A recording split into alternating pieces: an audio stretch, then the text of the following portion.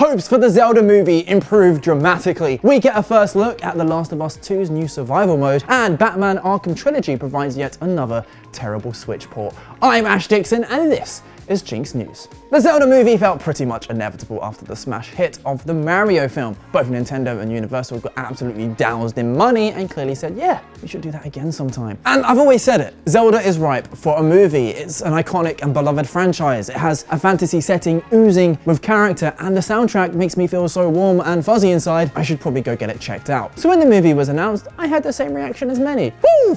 Yeah! Followed closely by, don't screw it up, don't screw it up, don't screw it up. Because let's be honest, we've all been burned far too many times. I distinctly remember feeling like this guy after watching The Last Airbender movie. The movie could have been as bad as it is right now, and if they had just called him Aang once! And you know, you've got to mentally prepare yourself for that kind of anguish. So when it comes to the Zelda movie, I've been looking for any info that might help me weigh up my expectations. Nintendo's Miyamoto is playing a big role, which of course, green flag, although that didn't stop the Mario movie from being generic as hell. I don't care if it made $1 gazillion, so did Big Bang Theory. It's still mid. Bazinga. It's also being produced by Avi Arad, whose track record ranges from the animated Spider-Man films to Morbius, so he is a wild card, leaving the biggest question mark to be around the director, Wes Ball. He made the Maze Runner films and is directing the next Planet of the Apes movie, but compared to the other two, there's a lot less to go off. Well, luckily he's done an interview with Entertainment Weekly, and phew, there's good news guys, he's a fan. When asked about it, he said, this awesome fantasy adventure movie isn't like Lord of the Rings, it's its own thing.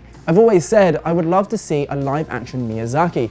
That wonder and whimsy that he brings to things, I would love to see something like that. Now, you anime fans out there will know Miyazaki as the co-founder of Studio Ghibli and the director of the critically acclaimed Spirited Away. And I've got to say, if I was making a live-action Zelda movie, this is exactly what I'd be aiming for too. In fact, I was practically begging for it after seeing that fan-made Ghibli-inspired video by Rowan Link a couple of weeks back. Built in Unreal Engine 5, it looks so incredibly good, it simultaneously warmed and broke my heart because we know a full movie like that just ain't in the works. Back to Wes Ball though, and the green flags don't stop there. He said, it's going to be awesome. My whole life has led up to this moment. I grew up on Zelda and it's the most important property, I think, that's untapped IP, if you will. So we very much are working hard to do something. We're not just trying to do it because we can, we want to make something really special. And he has the tweets to back it up. Back in 2010, he said, since I could never even hope to have the chance to direct it, the next big mocap avatar-like movie should be The Legend of Zelda. And I just love this tweet for two reasons. One, because it shows he ain't some studio fill-in with zero respect for the source material, but two, because we could all relate to that dream, that vision of wanting to contribute to something you truly love. And well, 13 years later, it's now a reality. Plus, back in 2010, a Zelda movie was completely out of the picture, yet he still saw the potential. And look, that love doesn't automatically mean it'll be good or that he should even be involved. Machine Gun Kelly is a big fan and has expressed a vocal interest in playing Link, and hell, if skinny emo boys are throwing their hats into the ring, allow me to join in. Although I've said it before, I think someone like Morgan Davies might be a good fit for Link. Keen to know who you would cast in the comments. But going back to the interview, that's all we got. Don't get me wrong, I'm refraining from getting my hopes up too much. There's going to have to be some serious creative decisions to make a movie adaptation work, and those decisions are going to divide people. That's what happens when you have a protagonist who literally doesn't talk. Hit me up with your thoughts though. What do you envision for a Zelda movie, and do you think it will be any good? Let us know in the comments down below. The remaster for The Last of Us Part 2 is nearly upon us. You know, the game that came out 3 years ago. But despite its rocky justification for existence, we've got some more details about the additional features that come included. Perhaps most exciting of all is the single-player roguelike survival mode called No Return. A new trailer has dropped for it, and it shows off how you'll be able to step into the shoes of several characters for the first time. The aim is to survive for as long as you can, choose paths through a series of randomized encounters before fighting your way through some intense boss battles. There'll be unique gameplay modifiers, and each character has their own set of playstyles to spice up the gameplay. It's an arcade spin, which is apparently surprisingly fun, according to those who've tried it. And while roguelikes are all the rage at the moment, I can't help but think this might work in more single-player games. As amazing as a campaign can be, they often lack replayability, and these kinds of modes could be a great way to breathe new life. Plus, as you can reuse a lot of assets, as long as developers get creative, it shouldn't be too resource intensive. Let me know what you think though. The remaster drops on January 19th. Will you be picking it up? Do you want to see more roguelike modes? Sprinkle your thoughts down in the comments.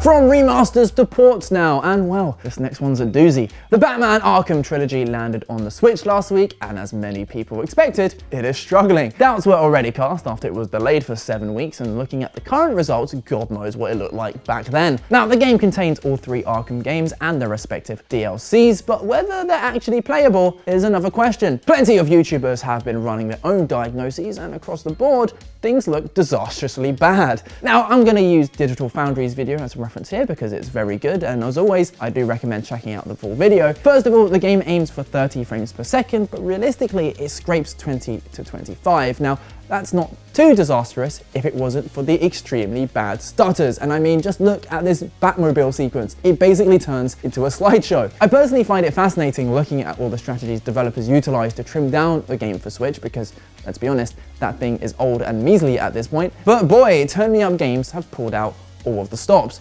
Cutscenes are zoomed in so there's less to render. Objects in the distance make you think you need to get your eyes checked. Textures are dramatically reduced and basically all visual effects have been removed. And perhaps the most hilarious change is that the destructible environment no longer breaks apart. It just kind of politely pops out of existence.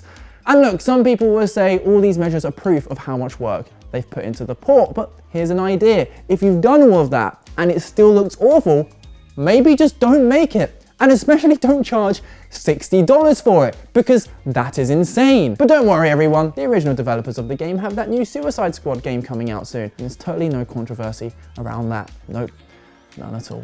And that's the show. We can see the channel slowly growing, so a big thanks for tuning in as always. If you haven't yet, please consider giving us a like and subscribe, and hell, maybe click that bell button too. Check out yesterday's video around here somewhere. Spoiler, it was about GTA 6, and we'll see you tomorrow.